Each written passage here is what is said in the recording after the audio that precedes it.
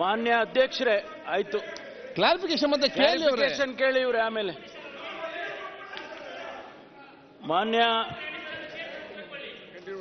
ಮಾನ್ಯ ಅಧ್ಯಕ್ಷರೇ, ಬಹಳ ಗಂಭೀರವಾದಂಥ ವಿಚಾರವನ್ನ ಇವತ್ತು ನಾವಿಲ್ಲಿ ಚರ್ಚೆ ಮಾಡ್ತಾ ಇದ್ದೇವೆ. ಇಡೀ ವಿಶ್ವ ನಮ್ಮನ್ನು ನೋಡ್ತಾ ಇದೆ. ನಾನು ನಿನ್ನೆ NRI ಬಗ್ಗೆ ತಾವು ಅವಕಾಶ ಮಾಡಿಕೊಟ್ಟಿದ್ದೀರಿ ಮಾತನಾಡುವಾಗ ಅವರಿಗೆ ಅಭಿನಂದನೆಯನ್ನು ಹೇಳಿ ತಾವು ಕೂಡ ಅವರಿಗೆ ಅಭಿನಂದನೆಯನ್ನು ಹೇಳಿದ್ರಿ.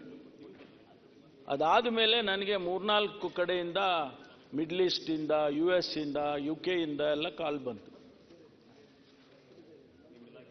ಬೇರೆ ಬೇರೆ ನಮ್ಮ ಕನ್ನಡಿಗರು ಅಲ್ಲಿ ಕೂತ್ಕೊಂಡು ನೋಡ್ತಾ ಇದ್ದಾರೆ ನಮ್ಮ ಡೆಲಿಬರೇಷನ್ಸ್ ಅನ್ನು. ನನಗೆ ಆಗ ಅನ್ನಿಸ್ತು, ಎಷ್ಟು ಸೀರಿಯಸ್ ಆಗಿರ್ಬೇಕು ನಾವೆಲ್ಲ. ಇವತ್ತು ಇಷ್ಟೊಂದು ಗಂಭೀರವಾದ ವಿಚಾರವನ್ನ ನಾವು ಯಾವ ರೀತಿ ಚರ್ಚೆ ಮಾಡ್ತಾ ಇದ್ದೇವೆ, ಇದಕ್ಕೆ ಎಲ್ಲೋ ಒಂದು ಕಡೆ ನನಗನ್ಸೋದು, this is purely my observation, ನಾವು ರಾಜಕೀಯಕ್ಕೆ ಹೋಗ್ಬಿಟ್ವಾ ಅಂತ. ರಾಜಕೀಯದ ಚರ್ಚೆಗಳನ್ನು ಮಾಡೋದಕ್ಕೆ ಇಂಥ ಗಂಭೀರವಾದ ವಿಚಾರವನ್ನು ನಾವು ಉಪಯೋಗಿಸ್ಕೊಳ್ತಾ ಇದ್ದೀವಿ ಅಂತ ಹೇಳಿದ್ರೆ ಬೇರೆಯವರು ನೋಡಿದವರು ಏನನ್ಬಹುದು ನಮ್ಮನ್ನು.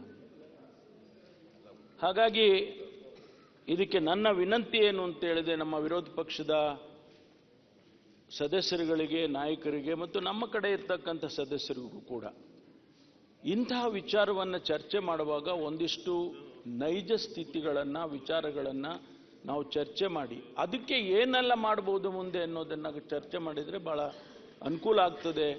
ಮುಂದೆ ಇಂತಹ ಘಟನೆಗಳು ಮರುಕಳಿಸದೇ ಇರ್ತದೆ ಅಂತೇಳಿ ನನಗೆ ಅನಿಸುತ್ತೆ. ಮಾನ್ಯ ಅಧ್ಯಕ್ಷರೇ, ನಾವು ದೇಶ ಪ್ರೇಮದ ಬಗ್ಗೆ ಮಾತನಾಡ್ತಾ ಇದ್ದೇವೆ. ಅನೇಕ ಜನ ಮಾತಾಡಿದ್ರು. ದೇಶ ಪ್ರೇಮ, ಕಾಂಗ್ರೆಸ್ ಪಕ್ಷಕ್ಕೆ ದೇಶ ಪ್ರೇಮವನ್ನು ಹೇಳ್ಕೊಡ್ಬೇಕಾ, ಪಾಠ ಕಲಿಬೇಕಾ ನಾವು? ಈ ದೇಶಕ್ಕೆ ಸ್ವತಂತ್ರ ತಂದುಕೊಡ್ತಕ್ಕಂಥ ಕಾಂಗ್ರೆಸ್ ಪಕ್ಷ ಎಷ್ಟು ಜನರನ್ನ ತ್ಯಾಗ ಮಾಡಿದೆ. ದೇಶ ಪ್ರೇಮ ಅಲ್ಲಿಂದ ಬರಲಿಲ್ವ ನಮಗೆ? ಸ್ವತಂತ್ರಕ್ಕೆ ಎಷ್ಟು ಜನನ್ನ ಬಲಿ ಕೊಟ್ಟಿದ್ದೇವೆ ನಾವು? ಅದು ನಾವು ಮರ್ತಿಲ್ಲ. ನಾವು ಕಾಂಗ್ರೆಸ್ನವರು, ಹೌದು ಸುನಿಲ್ ಅವರು ಹೇಳಿದಾಗೆ ಈಗಿನ ಕಾಂಗ್ರೆಸ್ಸೇ ಬೇರೆ, ನಿಜ, ಒಪ್ಕೊಳ್ತೀನಿ. ಆದರೆ ನಮ್ಮ ಬದ್ಧತೆ, ನಮ್ಮ ಧ್ಯೇಯ ಅವು ಯಾವುವೂ ಬದಲಾಗಿಲ್ಲ. 1885ರಲ್ಲಿ ಪ್ರಾರಂಭ ಆದಂಥ ಕಾಂಗ್ರೆಸ್ಸಿನ ಬದ್ಧತೆ ಇವತ್ತಿಗೂ ಕೂಡ, ಈವನ್ ಟು ದಿಸ್ ಡೇ, ಒಂದು ಶಬ್ದ ನಾವು ಬದಲಾಯಿಸಿಲ್ಲ, ಒಂದು ಶಬ್ದ ನಾವು ಬದಲಾಯಿಸಿಲ್ಲ. ಹಾಗಾಗಿ ದೇಶ ಪ್ರೇಮ ಅನ್ನೋದು ಕಾಂಗ್ರೆಸ್ನವರಿಗೆ ರಕ್ತಗತವಾಗಿ ಬಂದಿದೆ ಅನ್ನೋದನ್ನ ಹೇಳ್ತೀನಿ. ನಿಮಗೆ ಬಂದಿಲ್ಲ ಅಂತ ಹೇಳ್ತಿಲ್ಲ ನಾನು, ಖಂಡಿತವಾಗಿ ನಿಮಗೆ ಬಂದಿಲ್ಲ ಅಂತ ಹೇಳ್ತಾ ಇಲ್ಲ ನಾನು. ಆದರೆ ಕಾಂಗ್ರೆಸ್ನವರಿಗೆ ದೇಶ ಪ್ರೇಮ ಹೇಳ್ಕೊಡೋದು ಎಷ್ಟು ಸಮಂಜಸ? ಒಂದು ರೀತಿಯಲ್ಲಿ ನಗುಪಾಟ್ಲಾಗ್ಬಿಡುತ್ತೆ. ಹಾಗಾಗಿ ಕಾಂಗ್ರೆಸ್ಗೆ ಆ ಪಾಠವನ್ನು ಯಾರೂ ಹೇಳ್ಕೊಡೋ ಅಗತ್ಯ ಇಲ್ಲ ಅಂತೇಳಿ ಹೇಳೋದಕ್ಕೆ ಬಯಸ್ತೇನೆ. ಎರಡನೇದು, ಪಾಕಿಸ್ತಾನಕ್ಕೆ ಬೆಂಬಲ ಕೊಡ್ತೀರಿ, ಪಾಕಿಸ್ತಾನದ ಬಾವುಟಕ್ಕೆ ನೀವು ಸಹಕಾರ ಕೊಡ್ತೀರಿ, ಬಾವುಟ ಆರಿಸೋರಿಗೆ, ಪಾಕಿಸ್ತಾನ್ ಜಿಂದಾಬಾದ್ ಅನ್ನೋರಿಗೆ ನೀವು ಅವರಿಗೆ ಸಹಕಾರ ಕೊಡ್ತೀರಿ. 1972ರಲ್ಲಿ ಪಾಕಿಸ್ತಾನದ ಮೇಲೆ ಯುದ್ಧ ಮಾಡಿ ಇನ್ನೇನು ಪಾಕಿಸ್ತಾನವನ್ನೇ ಮುಗಿಸ್ತಾ ಇದ್ವಿ ನಾವು. ರಂಗೂನಿನಿಂದ, ಇಸ್ಲಾಮಾಬಾದಿಂದ ಹತ್ರ ಹೋಗಿ ಪಾಕಿಸ್ತಾನ ದೇಶವನ್ನೇ ನಾವು ವಾಪಸ್ ತಗೊಳ್ತಕ್ಕಂಥ ಸ್ಥಿತಿಯಲ್ಲಿ ನಾವು ಇದ್ವು. ನಮಗೆ ಪಾಕಿಸ್ತಾನದ ಬಗ್ಗೆ ಬಹಳ ಅಭಿಮಾನ ಇದೆ, ಅಥವಾ ನಾವು ಜೈ ಎಂದವರಿಗೆ ಎನ್ಕರೇಜ್ ಮಾಡ್ತೀವಿ ಅಂತಿರಲ್ಲ. ಇದು ಎಷ್ಟು ಸಮಂಜಸ ಯೋಚನೆ ಮಾಡಿ. ಪ್ರಧಾನಮಂತ್ರಿಗಳು ಅನ್ಶೆಡ್ಯೂಲ್ಡ್ ವಿಸಿಟ್ ಮಾಡ್ತಾರೆ ಪಾಕಿಸ್ತಾನದ ಪ್ರಧಾನಮಂತ್ರಿ ಹತ್ರ. ಅಗತ್ಯ ಇದ್ದೋ ಇಲ್ಲೋ ಗೊತ್ತಿಲ್ಲ ನನಗೆ, ಅವ್ರು ಯಾಕೆ ಹೋಗಿದ್ರು ಗೊತ್ತಿಲ್ಲ. ಒಂದು ಫ್ರೆಂಡ್ಶಿಪ್, ಹೌದಪ್ಪ ನಾವು ಪಕ್ಕದಲ್ಲಿ ನೇಬರ್ಸ್ ಇದ್ದೀವಿ, ಅವ್ರನ್ನೂ ಕರೆಯೋಣ ಅಂತೇಳಿ ಅವರು ತಮ್ಮ ಸ್ವೇರಿಂಗ್ ಇನ್ನಿಗೆ ಕರೀತಾರೆ.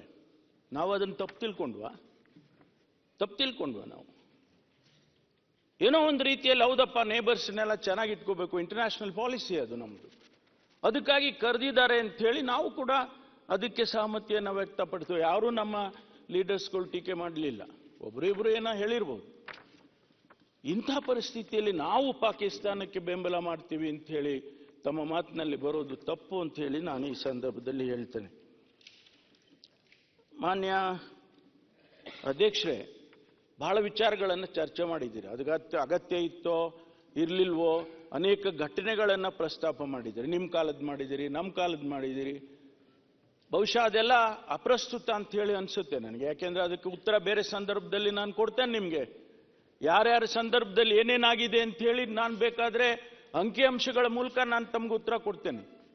ಆದರೆ ಅದರ ಅಗತ್ಯತೆ ಇವತ್ತಿಗಿಲ್ಲ ಅಂತ ಹೇಳಿ ನಾನು ಭಾವಿಸ್ಕೊಂಡು ಅದಕ್ಕೆ ನಾನು ಯಾವುದಕ್ಕೂ ನಾನು ಉತ್ತರ ಕೊಡೋಕೆ ಹೋಗೋದಿಲ್ಲ.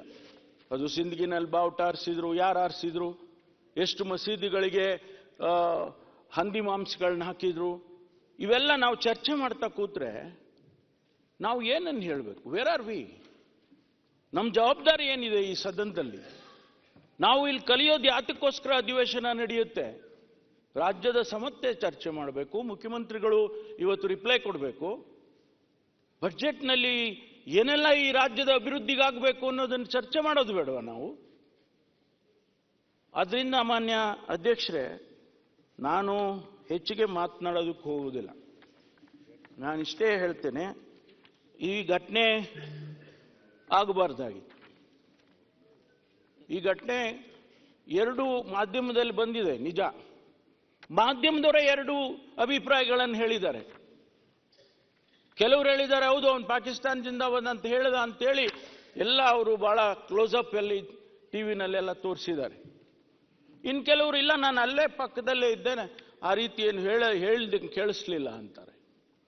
ಅದಕ್ಕಾಗಿ ಇವತ್ತು ನಾವೇನು ಮಾಡಿದ್ದೇವೆ ಅಂದರೆ, ಇಮಿಡಿಯೇಟ್ ಆಗಿ ಸುವಮೋಟೋ ಕೇಸ್ ತಗೊಂಡಿದ್ದಾರೆ, ರಿಜಿಸ್ಟರ್ ಮಾಡಿದ್ದಾರೆ. ನೆನ್ನೆ 6 ಗಂಟೆಗೆ ಕೇಸ್ ರಿಜಿಸ್ಟರ್ ಮಾಡಿದ್ದಾರೆ. ನಿಜ, ಅಲ್ಲಿ ಪೊಲೀಸ್ನವರಿದ್ರು, ಬೇಕಾದಷ್ಟು ಜನ ಪೊಲೀಸ್ನವರಿದ್ರು. ನಾನು ಕೂಡ ನಮ್ಮ ಅಧಿಕಾರಿಗಳಿಗೆ ಹೇಳಿದೆ, ನೋಡಪ್ಪ ಯಾರನ್ನೂ ಬಿಡಬೇಡಿ, MLAಗಳನ್ನ ಬಿಟ್ಟು MLCಗಳನ್ನ ಬಿಟ್ಟು ಅವ್ರು ಯಾರನ್ನೂ ಕೂಡ, ಯಾರು ಮತ ಹಾಕೋಕೆ ಒಳಗಡೆ ಹೋಗ್ತಾರೋ ಅವ್ರಿಗೆ ಮಾತ್ರ ಐಡೆಂಟಿಟಿ ಕಾರ್ಡ್ನ ಚೆಕ್ ಮಾಡಿ ಒಳಗಡೆ ಬಿಡಿ ಅಂತ ನಾನು ಕೂಡ ಸೂಚನೆ ಕೊಟ್ಟಿದ್ದೇನೆ. ಆದರೆ ಗೆದ್ದಾದ ಮೇಲೆ 4 ಜನ, ಮಾನ್ಯ ಅಧ್ಯಕ್ಷರೇ, ಅಜಯ್ ಮಾಕನ್ ಅವರು, ನಾಜೀರ್ ಹುಸೇನ್ ಅವರು, GC ಚಂದ್ರಶೇಖರ್, ನಾರಾಯಣ್ ಸಾಬ್ ಬಾಂಡೆ ಅವರು 4 ಜನ ಗೆದ್ದಿದ್ದಾರೆ. ಗೆದ್ದಾಗೆ ಅವರ ಸಹಕಾರ ಕೊಡ್ತಕ್ಕಂಥವ್ರು, ಅವ್ರ ಜೊತೆಯಲ್ಲಿ ಬಂದಂಥವರು, ಅವರು ಒಂದಿಷ್ಟು ಸಂತೋಷವನ್ನು ವ್ಯಕ್ತ ಮಾಡಿದ್ದಾರೆ. ಇವರ ಜೊತೆಯಲ್ಲೂ ಬಂದಿದ್ದಾರೆ. ಅದನ್ನು ತಪ್ಪು ಅಂತ ಹೇಳ್ತೀನಿ ನಾನು. ಅವರನ್ನೂ ಕೂಡ ಒಳಗಡೆ ಬಿಡಬಾರ್ದಾಗಿತ್ತು. ಅವರು ಮಾನ್ಯ ನಾಜೀರ್ ಹುಸೇನ್ ಅವರು 25 ಜನರಿಗೆ ಅವರು ಪರ್ಮಿಷನ್ ತಗೊಂಡಿದ್ದಾರೆ. ಅವರೆಲ್ಲ ಒಳಗಡೆ ಪರ್ಮಿಷನ್ ಯಾವಾಗ ಕೊಟ್ಟಿದ್ರು ಅವರೆಲ್ಲ ಒಳಗಡೆ ಬಂದಿದ್ದಾರೆ. ಆದರೆ ಇವರು ಆ ಜೋಶ್ನಲ್ಲಿ ಪಾಕಿಸ್ತಾನ್ ಜಿಂದಾಬಾದ್ ಅಂತ ಅವನು ಹೇಳಿದ್ದಿದ್ರೆ ಅದು ಇನ್ನೂ ಹೆಚ್ಚಿನ ರೀತಿಯಲ್ಲಿ ನಮಗೆ ಗಮನಕ್ಕೆ ಬರ್ತಿತ್ತು ಅಂತ ಹೇಳಿ ಮಾಧ್ಯಮದವರು ಹೇಳ್ತಾರೆ. ಅವನು ಹೇಳಿದ್ವಾ ನಾವು ಡಿಬೇಟ್ ಮಾಡೋದಕ್ಕಿಂತ ಸೈಂಟಿಫಿಕ್ ಆಗಿ ಅದನ್ನ ತಿಳ್ಕೊಳ್ಬೇಕಲ್ಲ. ಅವನು ಹೇಳಿದ್ದಾನೆ ಅಂತ ತಿಳ್ಕೊಳ್ಳಿ. ಯಾವ ಕ್ಷಣಕ್ಕೂ ಕೂಡ we will not Fargo his statement. ಅವನನ್ನು ಬಿಡೋದಿಲ್ಲ, ಅವನಿಗೆ ಶಿಕ್ಷೆ ಕೊಡ್ತೀವಿ. ಎಂತ ಶಿಕ್ಷೆ ಕೊಡ್ತೀವಿ ಅಂತೇಳಿ ಕಾನೂನಲ್ಲಿ ಏನಿದೆ ಅದು ಕೊಡ್ತೇವೆ. ಕೇಳಿ ಕೇಳಿ ಕೇಳಿ ಕೇಳಿ ಯಾರು ಪಾಕಿಸ್ತಾನ್ ಜಿಂದಾಬಾದ್ ಅಂತ ಏನಾದರೂ ಆ ವ್ಯಕ್ತಿ ಹೇಳಿದ್ದಾನೆ ಅಂತೇಳಿ ನಮ್ಮ FSL ರಿಪೋರ್ಟ್ ಅಲ್ಲಿ ಬಂದ್ರೆ ಒಂದು ಕ್ಷಣ ಬಿಡೋದಿಲ್ಲ, ಒಂದು ಕ್ಷಣ ಬಿಡೋದಿಲ್ಲ. ಅವನಿಗೇನು ಕಾನೂನಲ್ಲಿ ಶಿಕ್ಷೆ ಕೊಡಬೇಕೋ ಅದನ್ನ ಖಂಡಿತವಾಗಿ ನಾವು ಕೊಡ್ತೇವೆ ಅಂತಕ್ಕಂಥ ಮಾತನ್ನು ಹೇಳ್ತೀನಿ. ಯಾರನ್ನು ಇಲ್ಲಿ ರಕ್ಷಣೆ ಮಾಡೋ ಅಗತ್ಯ ಇಲ್ಲ ನಮಗೆ. ಅವನು ಯಾರೇ ಇರ್ಬೋದು, ಯಾರ ಕಡೆಯಿಂದನೇ ಬಂದಿರ್ಬೋದು, ನಾವು ರಕ್ಷಣೆ ಮಾಡ್ತಕ್ಕಂಥ ಅಗತ್ಯ ಇಲ್ಲ ಅನ್ನೋದನ್ನ ಸ್ಪಷ್ಟವಾಗಿ ಈ ಸದನಕ್ಕೆ ನಾನು ತಿಳಿಸೋದಕ್ಕೆ ಬಯಸ್ತೇನೆ. ಆದ್ರಿಂದ ಈಗಾಗಲೇ FIR ಆಗಿದೆ, ತಾವು ಕೂಡ ಕಂಪ್ಲೇಂಟ್ ಕೊಟ್ಟಿದ್ದೀರಿ, ಅದನ್ನು ಕೂಡ ಅದೇ FIRಗೆ ಸೇರಿಸಿದ್ದಾರೆ. ಇನ್ವೆಸ್ಟಿಗೇಷನ್ ಮಾಡ್ತೀವಿ.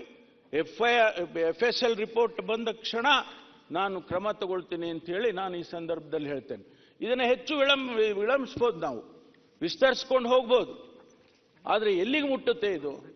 ದೇಶದ ಹಿತದೃಷ್ಟಿಯಿಂದ, ಸಮಾಜದ ಹಿತದೃಷ್ಟಿಯಿಂದ ನಾವು ಸರ್ಕಾರ ಬದ್ಧವಾಗಿದೆ. ಯಾವುದೇ ಕಾರಣಕ್ಕೂ ಇದೊಂದೇ ಘಟನೆ ಅಂತಲ್ಲ. ಮಾನ್ಯ ವಿರೋಧ ಪಕ್ಷದ ನಾಯಕರಿಗೆ ಅಶ್ಯೂರೆನ್ಸ್ ಕೊಡ್ತೀನಿ ನಾನು, ಇದೊಂದೇ ಘಟನೆ ಅಂತಲ್ಲ. ಎನಿವೇರ್ ನಮ್ಮ ರಾಜ್ಯದಲ್ಲಿ ಯಾರಾದರೂ ಪಾಕಿಸ್ತಾನದ ಧ್ವನಿ ಎತ್ತಿ ಪಾಕಿಸ್ತಾನ್ ಜಿಂದಾಬಾದ್ ಅಂತ ಕೂಗಿ ನಮಗೆ ಅವಮಾನ ಮಾಡ್ತಕ್ಕಂಥ ಕೆಲಸವನ್ನು ಮಾಡಿದರೆ ಅವರಿಗೆ ಕಠಿಣವಾದ ಶಿಕ್ಷೆಯನ್ನು ನಾವು ತಗೊಳ್ತೇವೆ ಅಂತ ಹೇಳಿ ನಾನು ಮಾನ್ಯ ಅಧ್ಯಕ್ಷರ ಮೂಲಕ ತಮ್ಮೆಲ್ಲರಿಗೂ ತಿಳಿಸೋದಕ್ಕೆ ಬಯಸ್ತೇನೆ.